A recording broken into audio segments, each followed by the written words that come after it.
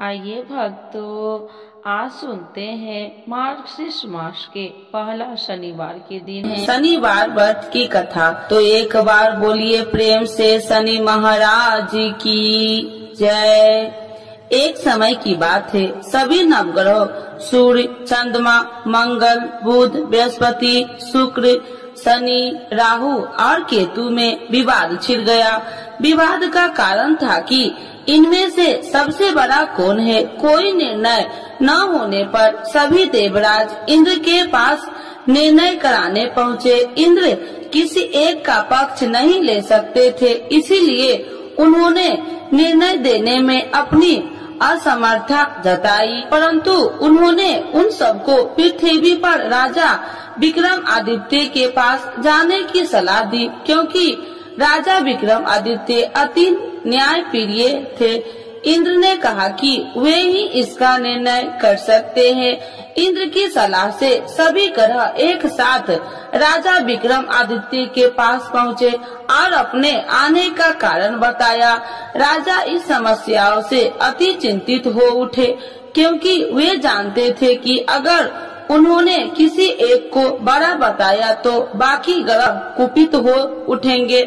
तब राजा को एक उपाय सूझा। उन्होंने सुवर्ण, रजत, कश्य, पीपल, सीसा, रंगा, जाष्टा, अभर्ग और लोहे से 9 सिंहासन बनवाए और उन्हें इसी क्रम से रख दिया। राजा विक्रमादित्य ने उस सब से निवेदन किया कि आप सभी अपने सिंहासन पर स्थान ग्रहण करें। जो भी अंतिम सिंहासन पर बैठेगा वही सबसे छोटा होगा। लोहे सिंहासन सबसे अंत में था, इस अनुसार लोहे सिंहासन पर बैठने वाला सबसे छोटा होगा।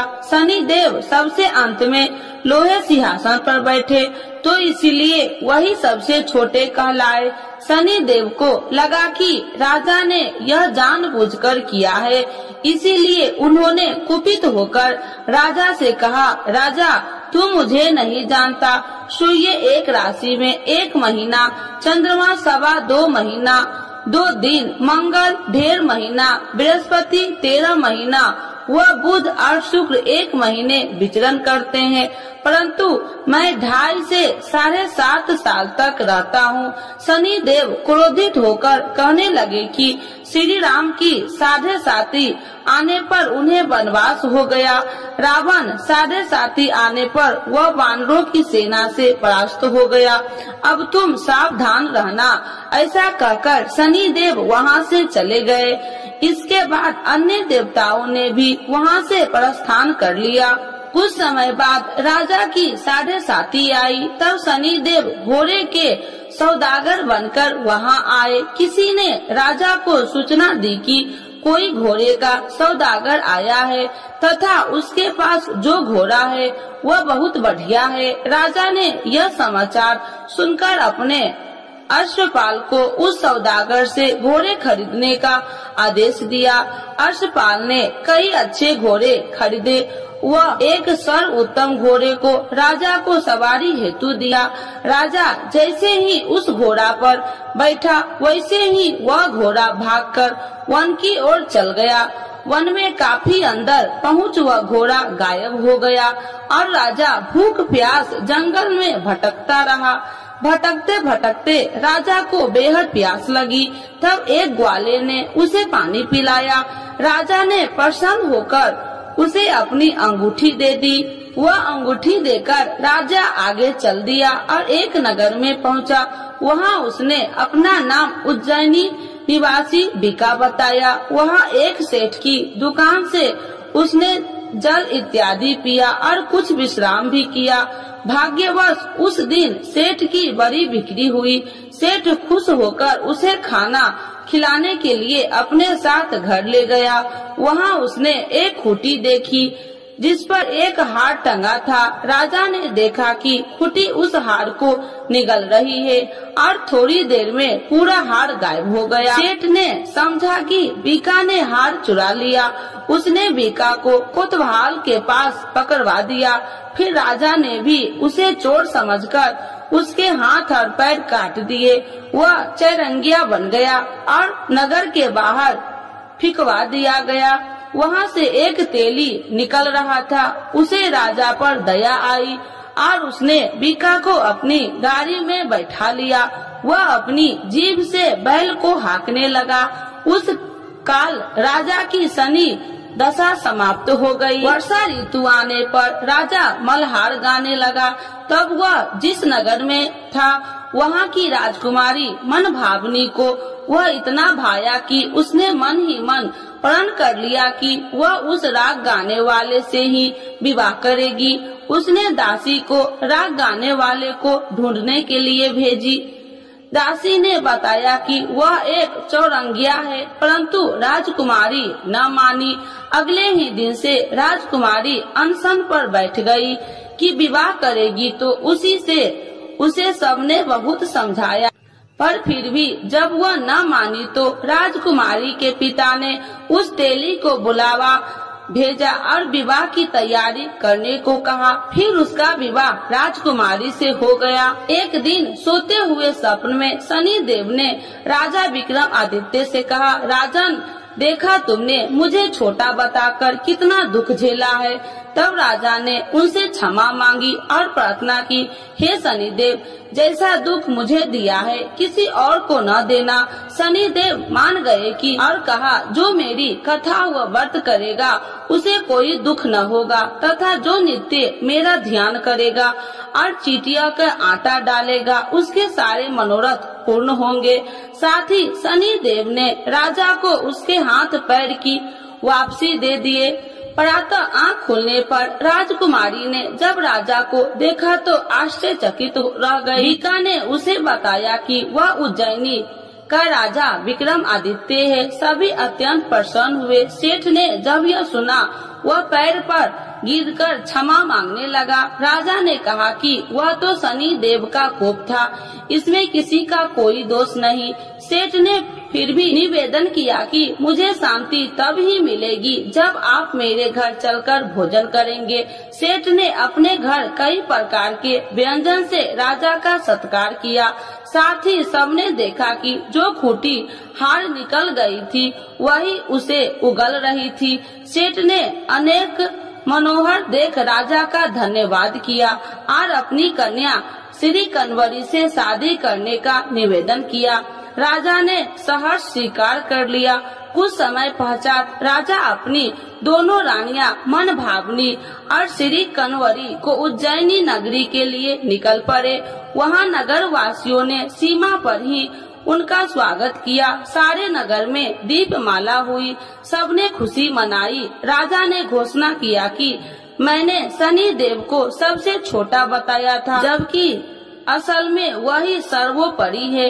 तब से सारे राज्य में शनि देव की पूजा और कथा नियमित रूप से होने लगी। सारी प्रजा ने बहुत समय खुशी और आनंद के साथ बिताया। जो कोई शनि देव की इस कथा को सुनता है या पढ़ता है उसके सारे दुख दूर हो जाता है। तो एक बार बोलिए प्रेम से शनि महाराज की जय। आरती श्री शनि देव की जय। जय श्री शनि देव भक्तन हितकारी, सूरज के पुत्र प्रभु छाया महतारी। जय जय श्री शनि देव भक्तन हितकारी, सूरज के पुत्र प्रभु छाया महतारी। श्याम अंग वक्र दृष्टि चतुर्भुजाधारी, श्याम अंग वक्र दृष्टि चतुर्भुजाधारी। नीलांबर धार नाथ गज की असवारी, नीलांबर धार नाथ गज की असवारी। जय जय श्री शनि देव भक्तन हितकारी, सूरज के पुत्र प्रभु छाया महतारी। क्रीट मुकुट शीश सहज दीपत है लीलारी, क्रीट मुकुट शीश सहज दीपत है लीलारी। मुक्तन की माल गले शोभित बलिहारी, मुक्तन की माल गले शोभित बलिहारी। जय जय श्री शनि देव भक्तन हितकारी, सूरज के पुत्र प्रभु छाया महतारी। मोदक और मिष्ठान चढ़त पान सुपारी, मोदक और मिष्ठान चढ़े चढ़ती पान सुपारी। लोहा तिल तेल उड़द मसी है अति प्यारी, लोहा तिल तेल उड़द महर्षि अति प्यारी। जय जय श्री शनि देव भक्तन हितकारी, सूरज के पुत्र प्रभु छाया महतारी। देव धनुज ऋषि मुनि सुमरत नर नारी, देव धनुज ऋषि मुनि सुमरत नर नारी। विश्वनाथ धरत ध्यान हमें शरण तुम्हारी, विश्वनाथ धरत ध्यान हमें शरण तुम्हारी। जय जय श्री शनि देव भक्तन हितकारी, सूरज के पुत्र प्रभु छाया महतारी। एक बार बोलिए प्रेम से शनि देवता की जय, छाया माता की जय, सूर्य भगवान की जय। शनिवार के दिन जरूर सुने हनुमान जी की कथा। तो एक बार बोलिए प्रेम से हनुमान जी की जय। एक बार नैमी सरनाय तीर्थ में 80,000 मुनि एकत्र होकर पुराणों के ज्ञाता श्री सूत जी से पूछने लगे, हे महामुने, आपने हमें अनेक पुराणों की कथाएं सुनाई है, अब कृपा करके हमें ऐसा व्रत और कथा बतलाए जिसके करने से संतान की प्राप्ति हो तथा मनुष्य को रोग शोक अग्नि सर्व दुखों आदि का भय दूर हो, क्योंकि कलयुग में सभी जीवों की आयु बहुत कम है। फिर इस पर उन्हें रोग चिंता के कष्ट लगे रहते तो फिर वही श्री हरि के चरणों में अपना ध्यान कैसे लगा सकेंगे। श्री सूत जी बोले, हे मुनियों, आपने लोक कल्याण के लिए बहुत ही उत्तम बात पूछी है। एक बार युधिष्ठिर ने भगवान श्री कृष्ण से लोक कल्याण के लिए यही प्रश्न किया था। भगवान श्री कृष्ण और युधिष्ठिर का संवाद तुम्हारे सामने कहता हूँ, ध्यान देकर सुनो। एक समय पांडवों की सभा में श्री कृष्ण जी बैठे हुए थे। तब युधिष्ठिर ने भगवान श्री कृष्ण से प्रश्न किया कि हे प्रभु नंद नंद गोविंद, आपने मेरे लिए अनेक कथाएं सुनाई है, आज आप कृपा करके ऐसा व्रत या कथा सुनाइए जिसके करने से मनुष्य को रोग चिंता का भय समाप्त हो और उसको पुत्र की प्राप्ति हो। हे प्रभु, बिना पुत्र के जीवन व्यर्थ है, पुत्र के बिना मनुष्य नरकगामी होता है, पुत्र के बिना मनुष्य पितृ ऋण से छुटकारा नहीं पा सकता है और न ही उसका पुनग नामक नरक से उद्धार हो सकता है। अतः पुत्रदायक व्रत बतलाइए। श्री कृष्ण भगवान बोले, हे राजन, मैं एक प्राचीन इतिहास सुनाता हूँ, आप उसे ध्यान पूर्वक सुनो। कुंडलपुर नामक एक नगर था, उसमें नंदा नामक एक ब्राह्मण रहता था। भगवान की कृपा से उसके पास सब कुछ था, फिर भी वह दुखी था। इसका कारण था कि ब्राह्मण की स्त्री सुनदा के कोई संतान न थी। सुनदा पतिव्रता थी, भक्ति पूर्वक श्री हनुमान जी की आराधना करती थी। मंगलवार के दिन व्रत करने के अंत में भोजन बना कर हनुमान जी को भोग लगाने के बाद स्वयं भोजन करती थी। एक बार मंगलवार के दिन ब्राह्मणी गिरी कायों में अधिकता के कारण हनुमान जी को भोग न लगा सकी, तो इस पर उसे बहुत दुख हुआ। उसने कुछ भी नहीं खाया और अपने मन में प्रण किया कि अब तो अगले मंगलवार को ही हनुमान जी का भोग लगाकर अन्न जल ग्रहण करूंगी। ब्राह्मणी सुनदा प्रतिदिन भोजन बनाती, श्रद्धा पूर्वक पति को खिलाती, परंतु स्वयं भोजन नहीं करती और मन ही मन श्री हनुमान जी की आराधना करती थी। इसी प्रकार 6 दिन गुजर गए और ब्राह्मणी सुनदा अपने निश्चय के अनुसार भूखी प्यासी निराहार रही। अगले मंगलवार को ब्राह्मणी सुनदा प्रातः काल ही बेहोश होकर गिर पड़ी। ब्राह्मणी सुनदा की इस असीम भक्ति के प्रभाव से श्री हनुमान जी बहुत प्रसन्न हुए और प्रकट होकर बोले, सुनदा, मैं तेरी भक्ति से बहुत प्रसन्न हूँ, तू उठ और वर मांग। सुनदा अपने आराध्य देव श्री हनुमान जी को देखकर आनंद की अधिकता से ही सुनदा अपने आराध्य श्री हनुमान जी को देखकर आश्चर्य से हो गई। इस श्री हनुमान जी के चरणों में गिरकर बोली, हे प्रभु, मेरी कोई संतान नहीं है, कृपा करके मुझे संतान प्राप्ति का आशीर्वाद दे, आपकी अति कृपा होगी। श्री महावीर जी बोले, तेरी इच्छा पूर्ण होगी, तेरे एक कन्या पैदा होगी, उसके अष्टांग प्रतिदिन सोना दिया करेगी। इस प्रकार कहकर श्री महावीर जी अंतर ध्यान हो गए। ब्राह्मणी सुनोदा बहुत हर्षित हुई और सभी समाचार अपने पति से कहा। ब्राह्मण देव कन्या का वरदान सुनकर कुछ दुखी हुए, परंतु सोना मिलने की बात सुनी तो बहुत प्रसन्न हुई। विचार किया कि ऐसी कन्या के साथ मेरी निडरता ही समाप्त हो जाएगी। श्री हनुमान जी की कृपा से वह ब्राह्मणी गर्भवती हुई और 10वें महीने में उसे बहुत ही सुंदर पुत्री प्राप्त हुई। वह बच्ची अपने पिता के घर में ठीक उसी तरह से बढ़ने लगी जिस प्रकार शुक्ल पक्ष का चंद्रमा बढ़ता है। 10वें दिन में ब्राह्मण ने उस बालिका का नामकरण संस्कार करवाया। उसके कुल पुरोहित ने उसका बालिका का नाम रत्नावली रखा, क्योंकि वह कन्या सोना प्रदान किया करती थी। इस कन्या ने पूर्व जन्म के बड़े ही विधान से मंगल देव का व्रत किया था। रत्नावली का अष्टांग बहुत सा सोना देता था। उस सोने से नंदा ब्राह्मण बहुत ही धनवान हो गया। अब ब्राह्मणी भी बहुत अभिमान करने लगी थी। समय बीतता रहा। वो अब रत्नावली 10 वर्ष की हो चुकी थी। एक दिन जब नंदा ब्राह्मण प्रसन्न चित्त था, तब सुनोदा ने अपने पति से कहा, मेरी पुत्री रत्नावली विवाह के योग्य हो गई है, अतः आप कोई सुंदर तथा योग्य वर देकर इसका विवाह करा दे। यह सुन ब्राह्मण बोले, अभी तो रत्नावली बहुत छोटी है।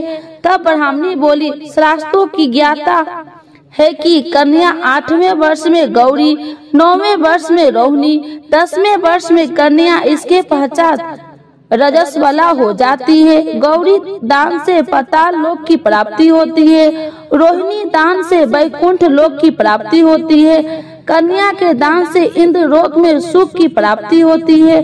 अगर हे पतिदेव रजस्वला का दान किया जाता है तो घोर नरक की प्राप्ति होती है। इस पर ब्राह्मण बोले, अभी तो रत्नावली मात्र 10 ही वर्ष की है और मैंने तो 16-16 साल की कन्याओं को विवाह कराए हैं, अभी जल्दी क्या है। तब ब्राह्मणी सुनंदा बोली, आपको तो लोभ अधिक हो गया है। शास्त्रों में कहा गया है कि माता पिता और बड़ा भाई रजस्वला कन्या को देखते हैं तो वह अवश्य नरकगामी होते हैं। तब ब्राह्मण बोला, अच्छी बात है, कल मैं अवश्य ही योग्य वर की तलाश में अपना दूत भेजूंगा। दूसरे दिन ब्राह्मण ने अपने दूत को बुलाया और यज्ञ आदि की, जैसी सुंदर मेरी कन्या है वैसे ही सुंदर वर उसके लिए तलाश करो। दूत ने अपने स्वामी की आज्ञा पाकर निकल पड़ा।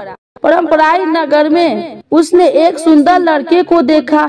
यह बालक एक ब्राह्मण परिवार का बहुत ही गुणवान पुत्र था। इसका नाम रामेश्वर था। दूत ने इस सुंदर व गुणवान ब्राह्मण पुत्र के बारे में अपने स्वामी को पूर्ण विवरण किया। ब्राह्मण नंदा को भी रामेश्वर अच्छा लगा और फिर शुभ मुहूर्त में विधि पूर्वक कन्या का ध्यान देकर ब्राह्मणी संतुष्ट हुए। परंतु ब्राह्मण के मन में तो लोभ समाया हुआ था। उसने कन्या दान तो कर दिया था, वो बहुत हित भी किया था। उसने विचार किया कि रत्नावली तो अब चली जाएगी और मुझे इससे जो सोना मिलता था वह अब मिलेगा नहीं। मेरे पास जो धन था कुछ तो इसके विवाह में खर्च हो गया और जो शेष बचा है वो भी कुछ दिनों के पश्चात समाप्त हो जाएगा। मैंने तो इसका विवाह करने बहुत बड़ी भूल कर दी है। अब कोई ऐसा उपाय ही रत्नावली मेरे घर में ही बनी रहे, अपनी ससुराल न जावे। लोभ रूपी राक्षस ब्राह्मण ने मस्तिष्क पर छता जा रहा था। रात भर अपनी सैया पर बेचैनी से करवटें बदलते बदलते उसने एक बहुत ही क्रूर निर्णय किया। उसने विचार किया कि जब रत्नावली को लेकर उसका पति रामेश्वर अपने घर के लिए जाएगा तो वह मार्ग में ही छिपकर रामेश्वर का वध कर देगा और अपनी लड़की को अपने घर लावेगा, जिससे नियमित रूप से उसे सोना भी मिलता रहेगा और समाज का कोई मनुष्य उसे दोष भी नहीं दे सकेगा। प्रातः काल हुआ। नंदा और सुनंदा ने अपनी जमाई तथा लड़की को बहुत सारा धन देकर विदा किया। रामेश्वर अपनी पत्नी रत्नावली को लेकर ससुराल अपने घर की तरफ चल दिया। ब्राह्मण नंदा महालोभी के वशीभूत में हो अपनी मति खो चुका था। पापी पुण्य को उसे विचार न रहा था। अपने भयानक व क्रूर निर्णय से कार्य रूप देने के लिए अपने दूत को मार्ग में अपने जमाई का वध करने के लिए भेज दिया, ताकि रत्नावली से प्राप्त होने वाला सोना उसे हमेशा मिलता रहे और वो कभी निर्दय न हो। ब्राह्मण ने दूत ने अपने स्वामी की आज्ञा का पालन करते हुए उसने जमाई रामेश्वर का मार्ग में ही वध कर दिया। समाचार प्राप्त कर ब्राह्मण नंदा मार्ग में पहुंचा तो रुद्र करती हुई अपनी पुत्री रत्नावली से बोली, हे पुत्री, मार्ग में लुटेरे ने तेरे पति का वध कर दिया। भगवान की इच्छा के आगे किसी का कोई वश नहीं चलता है। अब तू घर चल, वहाँ पर ही रहना, शेष जीवन व्यतीत करना। जो भाग्य में लिखा है वही होगा।